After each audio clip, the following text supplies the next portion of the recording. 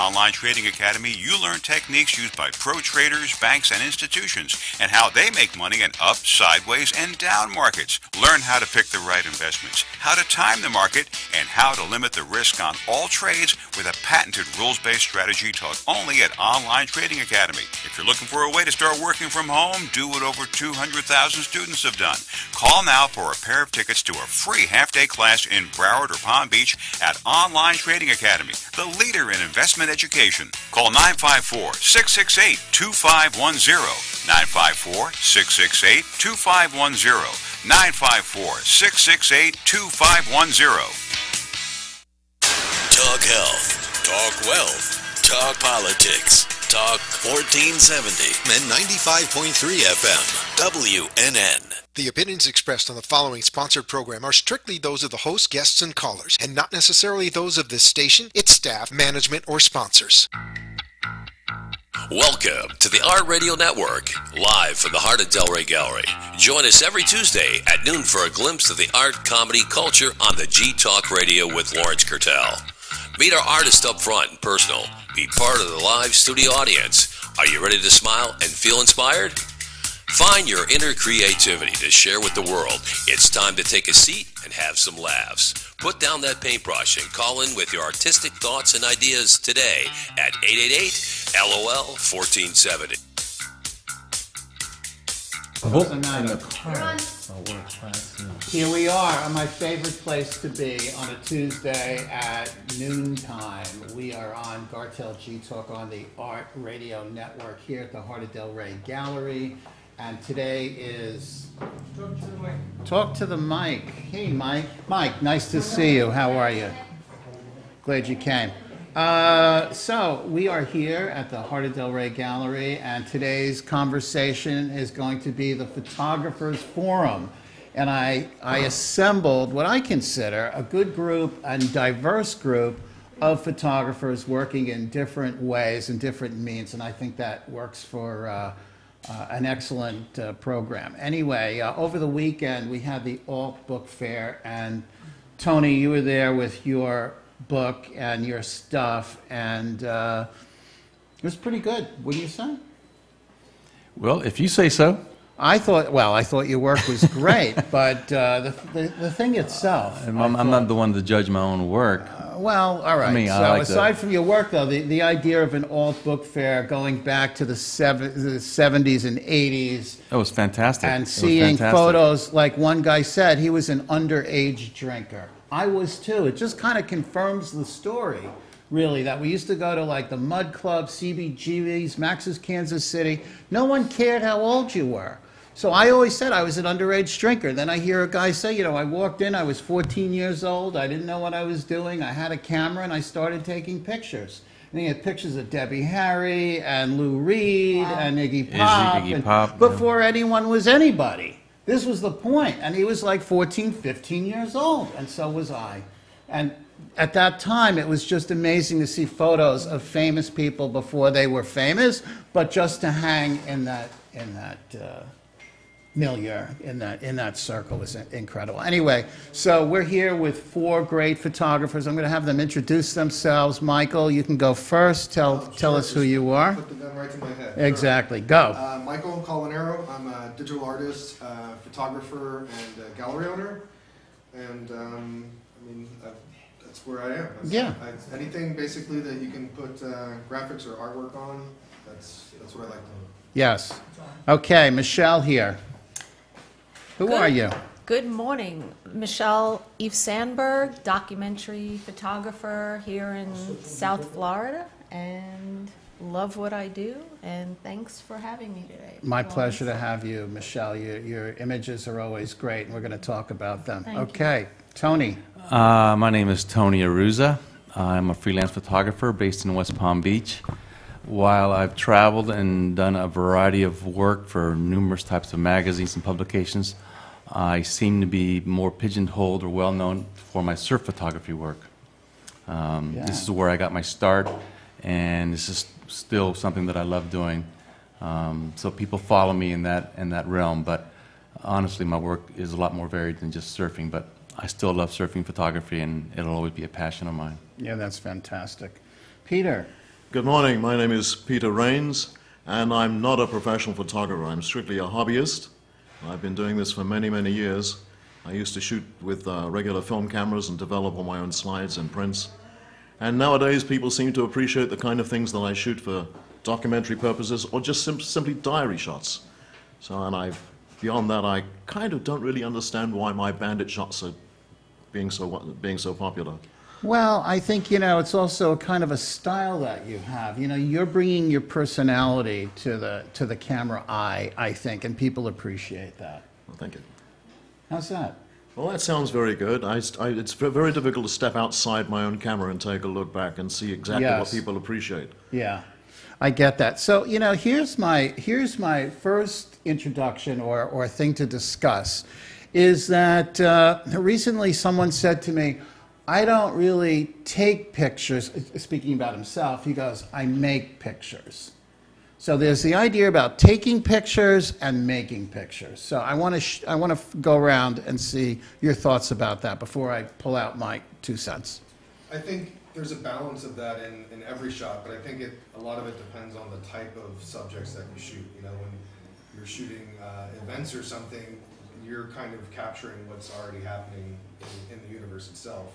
When you're doing something else that's more specific, maybe a series or a theme or something, then you're kind of really making a lot of that, all those little decisions you're making. As a documentary photographer, it's more about capturing moments. So that's where the eye and the brain and the camera is just the extension to that. And that's where I'm at. That's really interesting. So it brings up a point about Time magazines during the Iraq-Iran war, where someone added a plane to the image, and suddenly, all of a sudden, everyone had to put that their image was an image that was enhanced. They had to add that because they were fooling around with, if you document something, it should be real. Imagine if Abraham Lincoln was shot and someone planted a gun, in his area where he was sitting. It's changes the whole scope of history, sort of. So how does that relate in your own work to fixing a picture, I guess?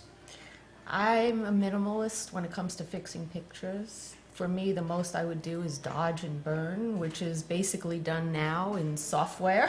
Right.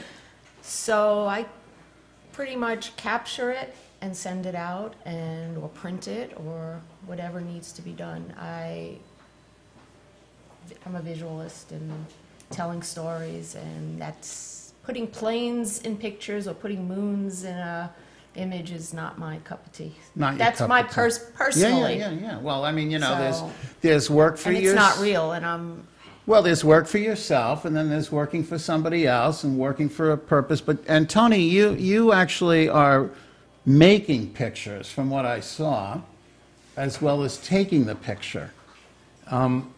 Well, yes. I mean, when it comes to, for instance, surfing work, you're taking a moment, you're capturing a moment, so you have no time to sit there and make a picture other than ahead of time you've already decided when you want to be in the water, if you're taking water pictures, what angles you want to shoot, what light you want to work with, what exposure you want to give the image.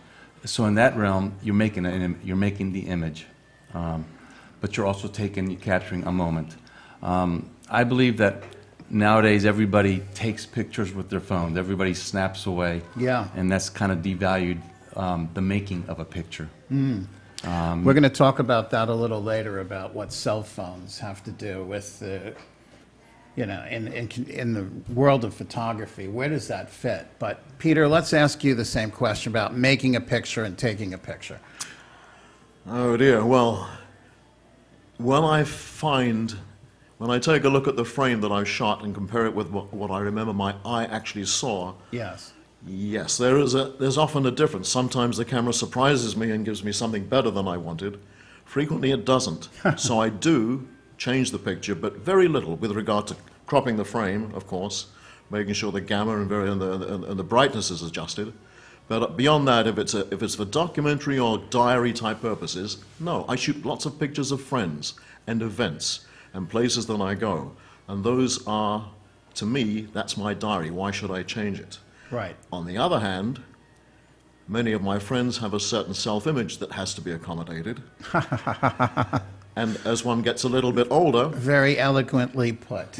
I get sometimes, rarely, sometimes complaints or advice that that picture isn't good enough for me.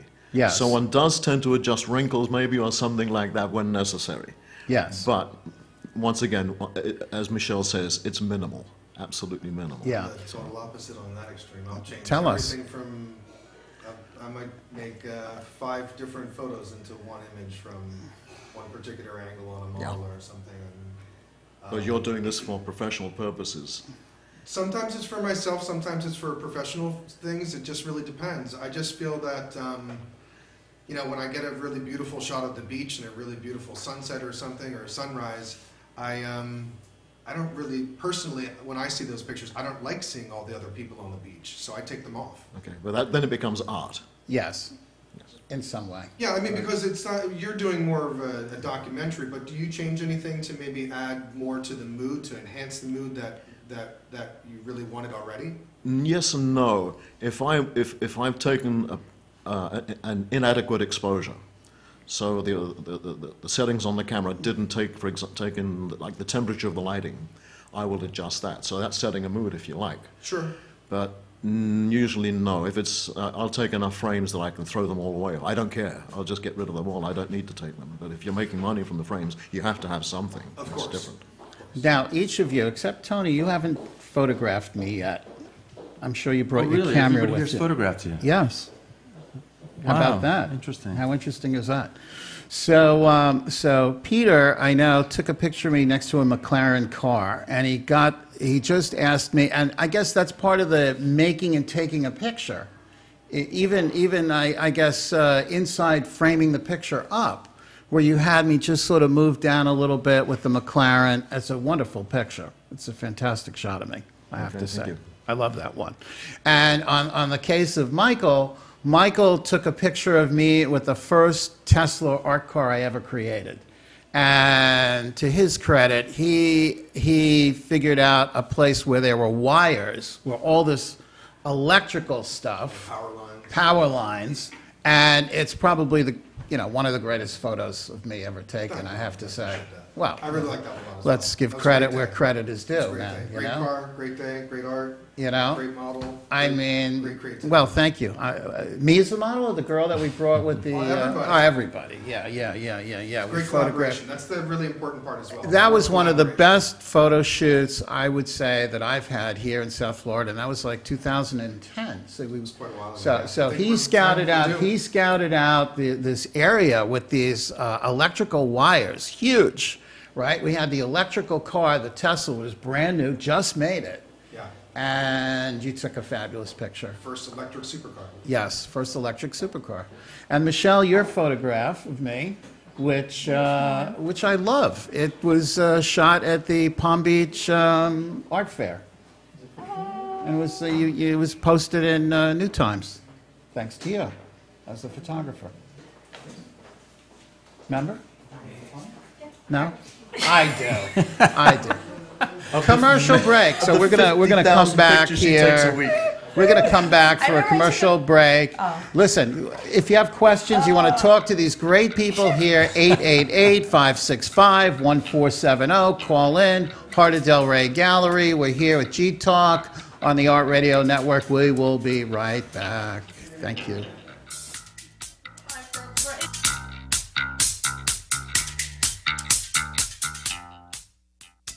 The Heart of Delray Gallery, located in the Delray Art Complex, is one of South Florida's top venues for art, culture, music, and private events. The Heart of Delray Gallery is a cutting-edge, 11,000-square-foot art exhibition showcasing local artists and artisans with the highest quality of talent and vision, highlighting South Florida's creative arts. Visit us at the Heart of Delray Gallery, 1440 North Federal Highway in Delray Beach. Come, take a tour, book your next private event or fundraiser, or join us for Art Walk the the first Friday of every month from 6 to 11 p.m. For more information, give us a call at 561-278-0074. Does your child learn best when they see and experience information? Is your child smarter than indicated by test results? 3D Learner is an integrated learning program that helps identify your child's strengths and challenges. 3D Learner's individualized program for academic and athletic success will significantly improve reading comprehension, test scores, and self-esteem. Contact 3D Learner today for more information. Call 561-361-7495 to unlock your child's true potential. Visit us at 3dlearner.com or call 561-361-7495. Add that extra wow factor to your home or office wastebaskets with designer liners. Designer liners will turn an everyday home item into the pinnacle of decor at an affordable price. Available in a variety of prints from polka dots, zigzags to paisley. Dare to dream bigger with custom designer liners for your charity fundraiser or a company logo. Reusable as basket decor liners or gift bags, and made in the USA. Designer liners will enhance any home or office. Get yours today at designerliners.com or wastebaskets.com. That's designerliners with an S.com. Hurry up and grab your grub. It's time to rejoin the Art Radio Networks, sponsored by the Heart of Delray Gallery. For more information, call 561 ART 0074. That's 561-278-0074. Now back to our show. Back on G Talk here. How are you, everybody? Good? Today's Wonderful. Well. Happy Tuesday to you. March 13th, I think. It We is got indeed. 2 more days till the Ides of March, right? 15th. Okay. All right. Okay. Listen, so, taking pictures, making pictures. I'm thinking about St. Patrick's Day, actually. There you go. Passover. Passover, taking pictures, making pictures. I was a collector of photography when I was a kid in my 20s. I bought like crazy because I just love photography so much. So I was thinking about this whole making and taking story. And I was thinking even then it was about making a picture and taking a picture. And the making was in the darkroom. So I brought perhaps one of my most favorite pictures of George Tice's Yeah. Chrysler building. I bought this picture, I was 22 years old. And I bought it on layaway because I didn't have any money. But I love photography. I had to buy it. This picture's, I believe, taken in 78, and I bought it in 79. And I paid it out for like a year or so. And I bought other pictures that I paid out for a year or so. I never had a job, so figuring out how to, pay for these things is always a challenge. So, but this is an idea about, like, George to me is probably, I would say, the greatest printer of all times. And then people go, well, what about Ansel Adams? Well, I once asked George, I said, George, I consider your Pettit Mobile Station your greatest picture and the greatest picture ever printed. What do you think the greatest picture ever printed? Whoa. There you go. What do you think the greatest picture? And he said, Moonrise Hernandez. I have it over my bed. So in that instance, I knew that I was on the right track, but I collected so many of George's works when I was younger. But this is a case of actually making a picture in the darkroom. I mean, he certainly was making it, aside from taking it. And I just love it, and I cherish it every single day that I look at this photo. I just love it. And to me, this is like, real photography. So, my question to you guys, so those kinds of pictures aren't taken anymore. And we could say why or how come or whatever, but they're just not done anymore. So do you think that photography is on a downslide, or is it just not, is it too watered down because of the advent of cell phones, or what? So what do you think about photography these days? I'll start with Peter. Well, I certainly take pictures like that. I'm so glad. I capture them. If I see something, okay, the gauge I use in my head, and I'm not trying to wax romantic here. Yeah. The gauge I started using many years ago when I was traveling, I traveled a great deal. I sailed around the world and took many pictures of many countries. And the gauge I used was, I wish my mother could see this. And as she's obviously not there, I'd take a picture. And back in the days when she was around, I'd make sure she'd see it. So a huge wave breaking over the top of a lighthouse, or pictures from the top of a mountain, or lions in a park, or whatever, I wish my mother were here. That would be the way I do it. If I were to see something like that gargoyle, if I put myself in that position, I would take that picture for sure. I do find those locations. And I will take those pictures, and I don't care who doesn't see them. I'll Yes. still take the picture. Yes. That might not be art commercially, but it's what I like. Well, isn't it all about what you like? That's why we're This- here. This is, Yeah. but if you're one's in the business of making art for a living, Yes. blending art and business is one of the hardest things to do in life. Well, we're going to invite you back for another show, and we'll talk about art and business, I think. Tony, your idea about where photography is going? Well, the problem with photography is that it's ubiquitous everywhere. Everyone does it now. And most people, the majority, have no idea what they're doing. They're just capturing from anything from a selfie to taking a picture of a sunset, a deer in their backyard, whatever. The moments are being captured constantly. First of all, they're not being lived. The moments are not being lived in life. Instead, they're just being lived through a camera. And I think that's... Moments aren't lived in life. I'm writing that down. Yeah, and everybody wants to just take a picture. And then the problem is also is that I'm 10 minutes from after that picture was taken, they're already taking something else and they're going to the next one. And they've already forgotten everything that they've lived or that they've shot, you know. So photography... Somebody's cell phone. Photography for me is just watered down because of this. However, the art of photography is alive as never before. There's so much great art being made these days. So many wonderful photographers doing incredible documentaries, projects, and they're being seen and shown in ways that was never done before. Right. Being made available to people like never before. You know, the value monetarily may not be there for a lot of the people, but I think that the art is there, and people are making great art these days still. It's just that not everybody can appreciate it or has the intelligence of photography to appreciate it. Thank you. So repeating the question, okay? So the question really is like, you know, after seeing this great picture that I just showed you, made in 1978 by George Tice in a darkroom, as a master printer that he is, how do you approach the idea about what is great in photography today? Or do you even see great photography today? Oh, yeah. Photojournal. Talk into the mic, please. Yeah. Photojournalism, whether it be captured in a second with an iPhone or whether it be on film or digital, capturing something as it happens is always going to be important.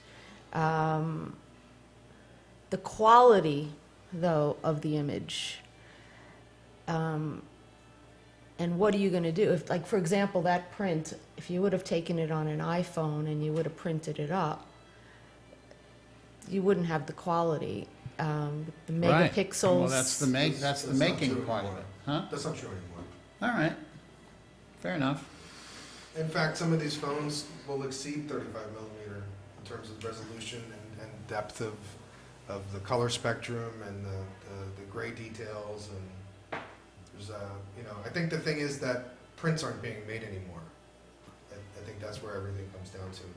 There's the number of photos that are taken Right. far versus outstrips anything that we've ever seen before every day. And people just don't take the time or the money to print everything, and so it's being appreciated in a different way, whether it be online or Instagram. But you know, you don't get to hold a print. A lot of people don't really want to buy a print and put it on their wall for the same way, especially when it's not necessarily like a known photographer or a known artist. It really has to speak to you in a different way to get to the print and then to get bought and put in someone's house and heart. So do you have a photographer, Michelle, that you admire? Some documentary photographer? I mean, I think myself, Sebastião Hidalgo would be a great example of a documentary photographer who's been masterful. And of course, like you have Cartier-Bresson, but that's like the history of photography. Is there anyone like today that you think of or that you follow? I mean, for the rest of us to know that we can like check out their Instagram maybe and see what they're up to? I mean, is that where, you know, I enjoy, anyone? today I enjoy Pete Souza. Pete? Souza, Obama's It says the White House photographer. photographer. Yes. Don't see, where have I been? Out of the White House, obviously. He has some beautiful work. If we're speaking about today. Yeah, no, Otherwise, yeah, Cartier, today. yeah, Cartier-Bresson. Sure. Now, do you think kids are like learning all this stuff in school or what? What are they learning? Peter, what do you think? Are they learning anything in school today about photography? No, not enough. They're self-taught with their little camera phones, and they're not being taught properly. That's a whole different. I really. Yeah, they're not. Yeah, the business of photography has dropped, of course, because everybody has a digital camera, and especially in their phones. And one of the things I dislike, especially in a crowded area, is people taking pictures with their phones. They haven't tuned in to the idea of framing it in their head, first of all, setting the camera up really fast and taking the picture. Now you have to wait in line for 5, 10, 20 seconds while they take their picture, and then the next person has to take a picture behind them. So no, I will do, if I see a frame, a similar frame that I want to take, I can see it in my head. I'll take the picture and get out of everybody's way. The picture that they take is awful because they're rushed and they never set it up. Mine, I hope, is a little better. Right. Well, I think they don't understand what I call the ABCs, you know, shutter speed, aperture, and depth of field, and how those three things affect an image. True, you yes. know? No, they don't even know what that means. They don't even know what they are, yeah. but there are things you can learn with an iPhone. You can learn composition. Yes. Yeah, iPhones are excellent, no question. you look at people's pictures with iPhones. That's and just they a have tool. no That's idea- just a tool. An iPhone's a tool. You're Right. talking I a agree. photographer. An iPhone, an Instamatic, an 8x10 film camera, you know, a DSLR. They're all tools. It's the eye of the person. That's what I was going to bring up as well. But 'cause some one- can be taught. Of course, And, yeah. and even with an iPhone, you can teach someone, well, if I'm gonna take a picture of this person here and the camera's in the way, or the typewriter and the chairs are in the way, sometimes you don't see that, all you see is the subject in the, sometimes you don't see that, you only see the subject in the forefront if you don't have the experience to show someone, well, you're gonna have all this clutter in the background, or you're gonna have someone's feet in the picture. And that's where So- experience comes in. And that's Through- where experience yeah. in teaching comes in, or if the sun is hitting the camera in a certain way, you're gonna have it backlit, or vice versa, and those are things you can teach even with an iPhone. But nobody Of course. teaches. Nobody bothers to teach the kids. It's Right. hard enough to teach them Well, aren't they reading, really? writing, and arithmetic. But how many of us have been taught by horrible photography teachers and art teachers that really maybe weren't very good themselves sometimes, didn't see the heart in what you were doing? And I mean, I've seen so many people, you know, like I'm very much self-taught. You say you're not a professional, but you obviously have an eye that people respond to. And I think sometimes, you know, I think the same thing happened when like the first Macintoshes came out. Everybody was like, everybody was making menus and doing a page layout and design, and they were like, oh, well, there's all these typefaces all over the page, and everybody's a designer now, and nobody's a good designer. What happened was the best of the best floated to the top still.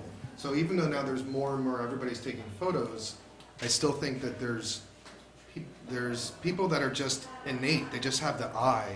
And when you teach them sometimes you indoctrinate them or teach them out of their eye. I want you to hold that thought. We're going to take a very short break, and we will be back with G Talk on the Art Radio Network. Stay tuned. We'll be back.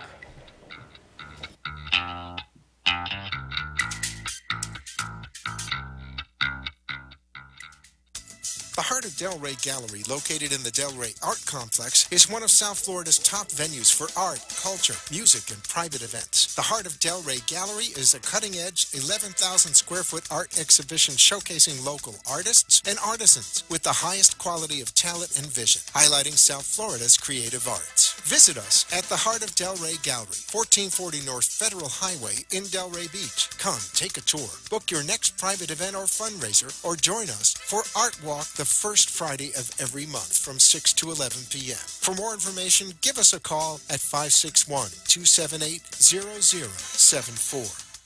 In a perfectly imperfect world, you can eat the foods you love, lose weight, and be healthy. But what if I told you you can do just that? In fact, your diet should be perfectly imperfect by eating the foods you love and still achieving your health and wellness goals. I take the guesswork out of nutrition by giving you my simple and effective strategies so that you can live the healthy and happy life you will love using real food to get real results. Schedule your nutrition consultation today at 888-84-TAMMY or visit my website, tammyfogarty.com. Don't delay, get healthy today. 888-84-TAMMY. Is Delray. With over 25 years of personal training experience and workout techniques, Deb Varsalone invites you to Delray. Delray comes to you from the privacy of your own home or group training facility. Delray can meet your individual fitness needs, offering one-on-one, non-impact resistance training, post-surgical strengthening, to higher-level boot camp and weight training. Delray will meet your personal fitness goals at any age. Contact Deb at 561-307-9283. Schedule an initial consultation and get ready for a stronger, healthier you. 561-307-9283. Hurry up and grab your grub. It's time to rejoin the Art Radio Networks, sponsored by the Heart of Delray Gallery. For more information, call 561-ART-0074. That's 561-278-0074. Now, back to our show. Okay, we're back. What a great panel of people. We have Michael Colorano, and we have Michelle Eve Sandberg, and Tony Aruza, and Peter Rains. So glad to have you guys here. It's you know, when you get into a dialogue, the time just sort of flies away. But so we're talking about like photography and what have you, and you know, I sort of like broke all the rules, I guess. 1991, when I created my Absolute Gartel ad for Absolute Vodka, and I used the first digital camera, which was the Canon 760 machine, and it was used for the Desert Storm War, actually. And this image is 640 by 480. 900K file to produce this. So when I used to go and talk at the Apple conference in San Francisco, people would want to know about the camera I used. I said, well, I have a $25,000 camera, I have a $25,000 lens, but I have a camera that shoots a 900K file. Wow. And the purpose of that was that they could send pictures back from the Gulf War to the Pentagon and the Washington Post over a phone line, over a 14.4 baud modem. And that was sort of like, I called it like the, yeah, it was almost like the Super Bowl where they had different companies sort of sponsoring the war. And they tested out like technology, and that's what the camera was really used for in that instance. So I was one of the first, I'm hiding behind my picture, but I was the first, one of the first civilians. That won't be the first time. Anyway, no. Anyway, so you know, shooting the Absolute ad, and it was in the back of 100 million magazines, this particular thing.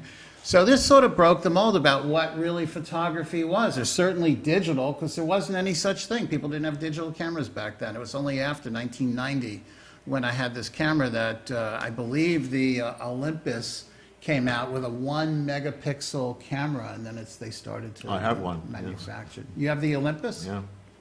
Kodak had to jump on all of them and shelved it. And they blew it, man. Yeah. They blew it. I remember 2000 Short-term profits, long-term vision.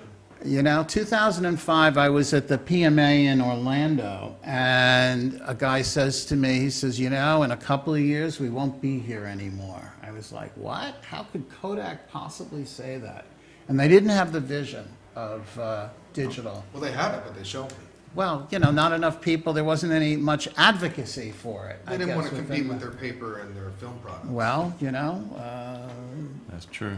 big mistake. Yeah. Well, they projected that they had a 12-year jump, so their plan was to bring it out in 10 years. But by the time 10 years came around, everybody else had already caught up, and then they were left in the dirt. What are they making now? I personally, I see that as a much larger issue because I look at where would digital photography and imaging be now with a 10-year jump had they not sat on that? In terms of medical imaging, in terms of everything, it would be so much more advanced had they not done that just for not compete with themselves.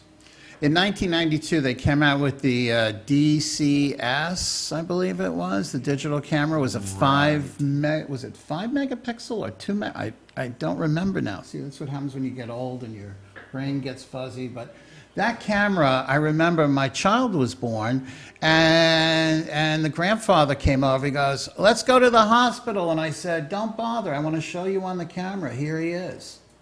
And it was like, that was like such an amazing moment where you can, I mean, we take this phone so for granted, but that moment where I had this big giant Kodak camera and I was able to show him on the screen, I was like, this is him already.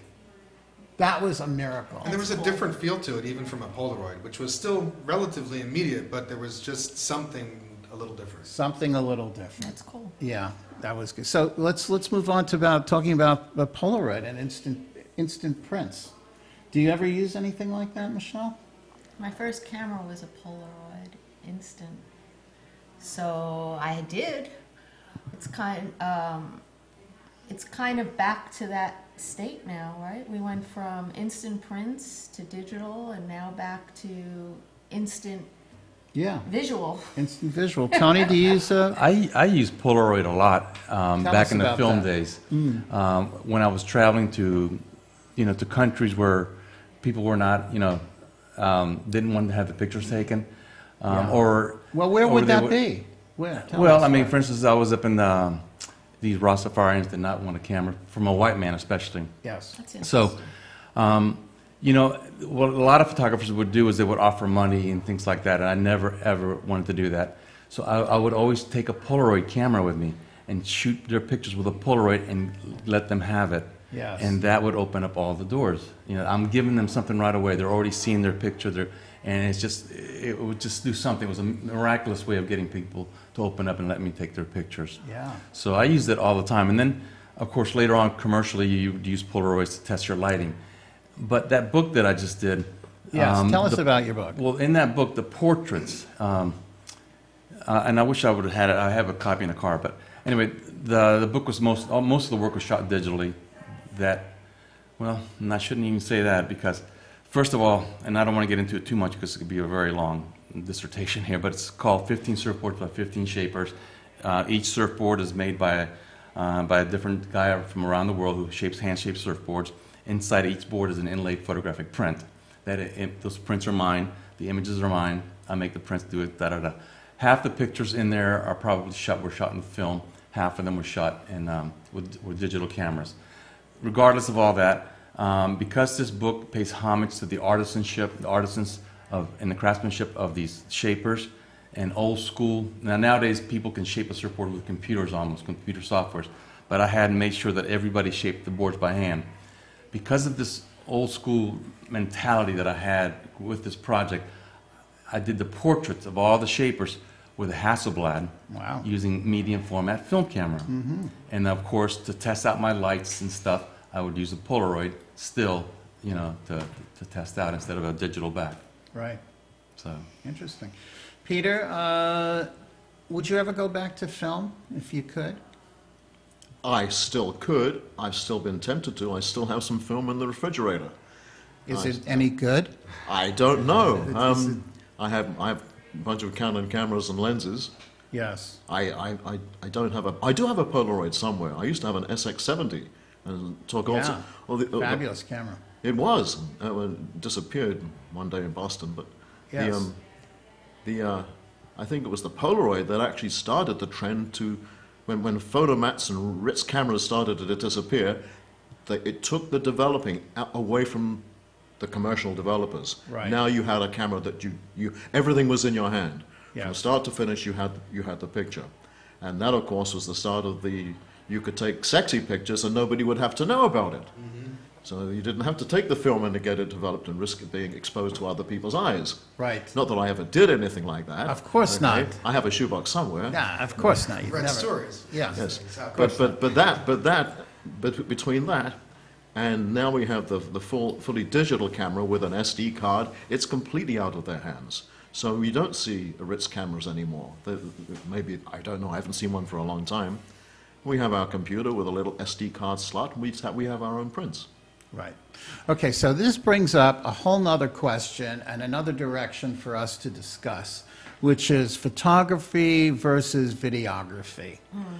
You know, as a documentary photographer, you know, it's kind of interesting. 2004, I remember going to the Miami Herald and telling them that they reminded me of the world travelers of years ago where they thought everything was flat.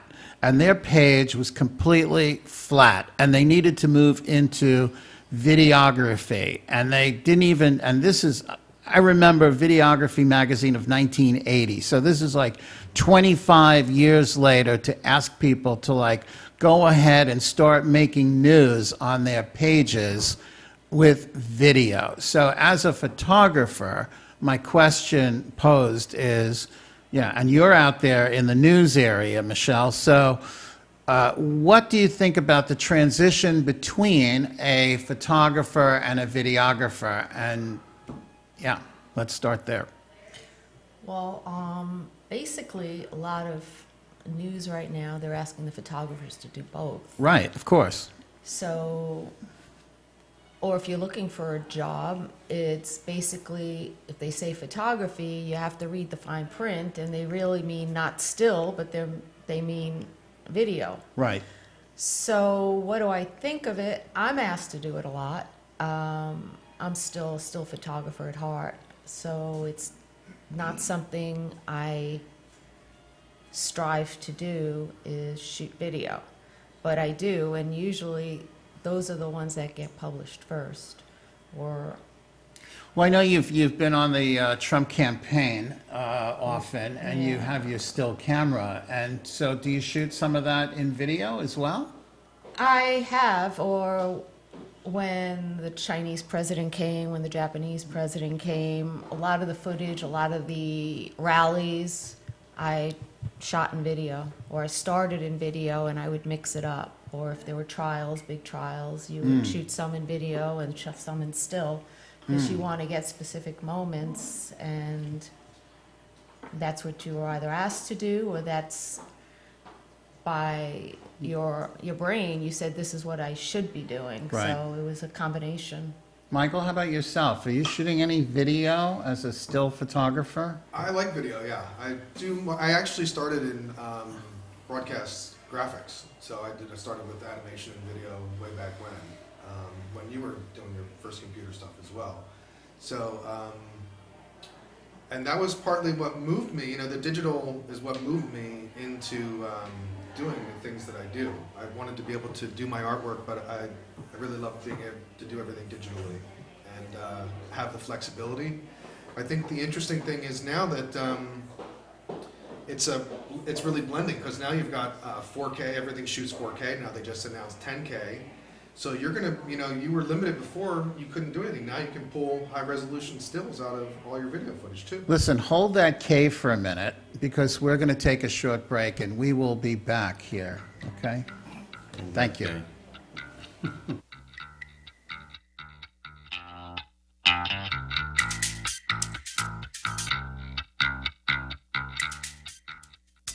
The Heart of Delray Gallery, located in the Delray Art Complex, is one of South Florida's top venues for art, culture, music, and private events. The Heart of Delray Gallery is a cutting-edge, 11,000-square-foot art exhibition showcasing local artists and artisans with the highest quality of talent and vision, highlighting South Florida's creative arts. Visit us at the Heart of Delray Gallery, 1440 North Federal Highway in Delray Beach. Come, take a tour, book your next private event or fundraiser, or join us for Art Walk the first Friday of every month from 6 to 11 p.m. For more information, give us a call at 561-278-0074. Ready, set, ride. Remember when you were a kid and riding a bike was pure fun? It's time to rediscover that carefree feeling again with a Pedigo electric bike. Pedigo is the #1 brand of electric bikes in America because with Pedigo, we put you and the customer service first. Pedigo electric bikes are universally fun for all ages. Choose to pedal for exercise or throttle for full assist. Give Pedigo Fort Lauderdale a call or stop in for a free bike ride. 954-652-1823. Come as you are and try a Pedigo today, where our motto is Hello Fun. 954-652-1823. Tell them the Brooklyn Cafe sent you. Want to make your smartphone brilliant? One tap creates a virtual wine fine tuner. Another, a coffee refiner. A beauty cream and makeup enhancer. Wow. Look at your eye. What a difference. And with still just a tap, a strength and flexibility harmonizer. Yeah, I definitely felt something different. This is the Vitalizer. In the App Store on any smartphone, a simple download that will embed specific frequencies and vibrations into your phone's light photons and sound waves. Calibrations designed to affect taste. The Vitalizer one is better than the other one, for sure. Hydration, absorption, feel silkier, and perhaps most incredibly, your strength, flexibility, and energy. Amazing. Wow. crazy. Well, salud. I'm loving it. Go to www.vitalizerapp.com and make your smartphone brilliant. Grab your grub. It's time to rejoin the Art Radio Network, sponsored by the Heart of Delray Gallery. For more information, call 561-ART-0074. That's 561-278-0074. Now back to our show. The story, we're back. Boom! Here we are, Cartel G Talk here at the Heart of Delray Gallery. We have questions, 888-565-1470. Thank you so much. And live. There you go. Cool. Live photography with the Beatles in the background, and we're talking about photography, videography. I got sparkles all over me.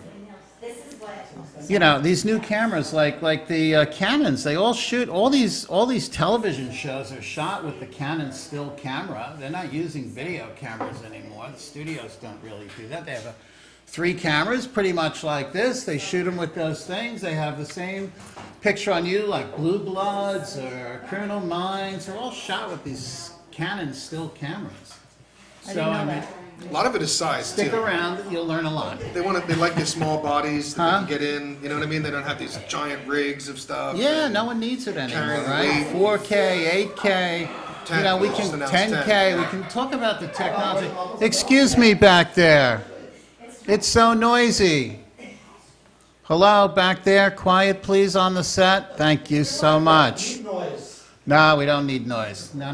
We can't hear ourselves. Thanks. So, you know, Michelle, you asked me a question that I should ask you, which is, you know, the craziest thing. You said you've done some crazy stuff. Now, I've seen you roaming around the tattoo convention. I've seen you there at midnight, you know, and some weird shit goes down there, I would say. So I'm sure on your camera, there's got to be something that is... That's what you want to talk about. Well, I mean, you know, you're just not... You know, everyone has an alter ego. I have and A to a Z on dark my side. images. So, I mean, is there a, do you have like, tell us. What have you seen? What has your camera seen? I could tell you. Look, I don't have a problem. Here, I'll start you off. Isn't okay? Facebook G-rated? I'm not showing anything. You can describe what you want. Anyway, here, I'll help start you off. Okay, listen to my story. So I was in London. I was asked to go to the Rubber Ball, and it's a fetish party. It's the largest fetish party in the world. And they asked me to make the motion graphics, actually. So that's the segue between video and still making. And I made these very surrealistic looking, moving pieces. And so as the night progressed, it got weirder and weirder. And like people were sticking themselves with these pins, I guess you'd say it, in all sorts of weird and strange places. And it wasn't just through the end of the skin, but it was through their body. And I didn't know if that was quasi illegal or if it was, it seemed pretty dangerous, that I would say. People enjoy, there's a threshold of pain. People that enjoy pain. I mean, like at the tattoo convention. All right, see, I'm trying to bring you out of your shell there. So go ahead. So what have you seen at the tattoo convention that your camera has captured that perhaps maybe didn't make the New Times pages? No, actually, it did. Okay, go ahead. So go ahead, tell us. Doing documentary, you pretty much are open to capturing everything at least once. So yeah, part of what they do and they enjoy is hanging themselves up in the air and suspension. How had you know the terminology? Tips and techniques. I know all of that. How about the rubber bed where someone gets in, they have asphyxiation. They zip it up. The more air that's been pulled out, the more contour. Here's my man right here. He understands all this. He's been around. Where is this conversation going? It's not just pin-up photography, Michael. I know you've seen. Away from photography. No, well, photography is an open subject, right? I mean, So anything it's could be. yeah. It's an expression of the human condition. That's where we're leading to. Peter, what have you seen that's like unusual, like a Scorpio on the, what? What have you seen that's been... Scorpio? Well, I don't know. I'm just saying, what have you seen that's been interesting in your world? Not much in Palm Beach. No, I'm just kidding. Well, who knows? There could be some rich rogue that's, running around in a, I don't know. What have I captured lately? Nothing. It's not, nothing comes across my boring life. No, but, well, I would... I don't know. I just threw that out because Michelle's like, what's interesting to me might not be interesting to most other people. Yeah. Okay. I'm being very reserved for some reason. Way too reserved. I don't know why, but I will tell you that a friend of mine just went. You'll have to get it out of me. We don't have enough time. The show is going to be going on. I did a good shoot last night at the gallery. Okay, tell us about that. I've been working on a series of it's called Projection Bodies. Okay. And I have a projector, digital projector, and I take series of my artwork or my photography, and I project it directly onto nude models, and then I do the photography of the portrait series. So that was kind of fun. It's been working on that series for a while now. Something different. So the idea is so the idea of like composing something versus seeing something. I tell you, I have a friend that just traveled to Antarctica, and I've never seen more spectacular pictures in my life. And I was never really a nature person per se, living and growing up in New York City. So I didn't even have that mindset to even think about seeing things but the internet does allow you to I think expand your mind a little bit. Is there no question, right? No question. In fact, that's where cameras are or should be going. If people are going to make it commercial, I think there's things that haven't been explored. I know things that haven't been explored, and they're going to happen. So there's the way that we're heading, not so much video, but here's what I see. Yes. I see in 10 or 5 years' time, 3-second photographs. not videos, They Live have that videos. kind not of, right? videos, not Live GIFs, video, iPhones. but just clips. It's Yeah. specifically 3-second That's what clips. they have. And with sound. And that's what's going to be taking over. It's not cartoons. Live It's video. sort of like a little, it reminds me of, it kind of reminds me of Blade Runner a little bit. 1982, was it? Where on the screen, and they were like still pictures Sure. that kind they of were like moved. a holographic type. But what don't Kind you of think though interesting.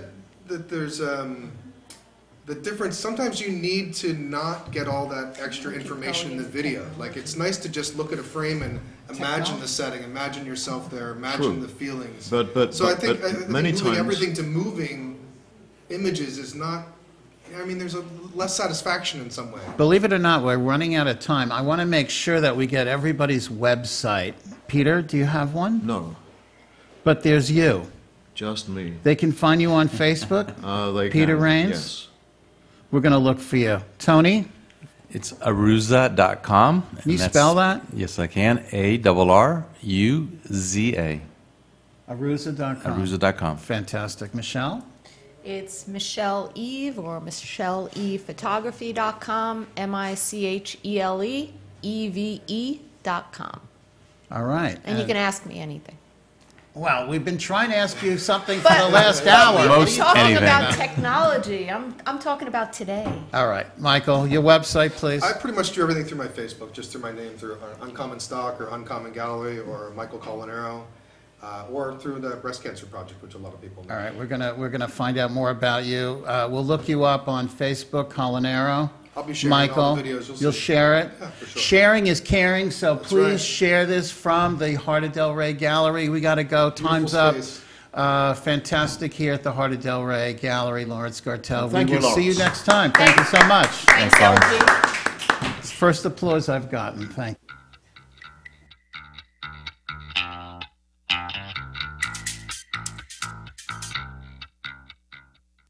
You've been listening to the Art Radio Network, live from the heart of Delray Gallery with G-Talk Radio, Lawrence Gertel. Take some time to enjoy the beauty and art within your community.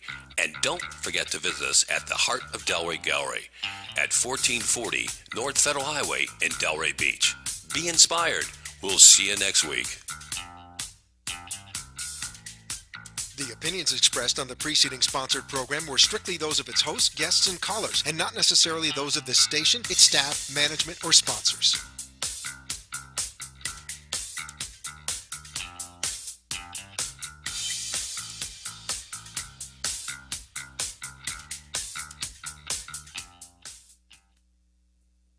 We served our country like those before us.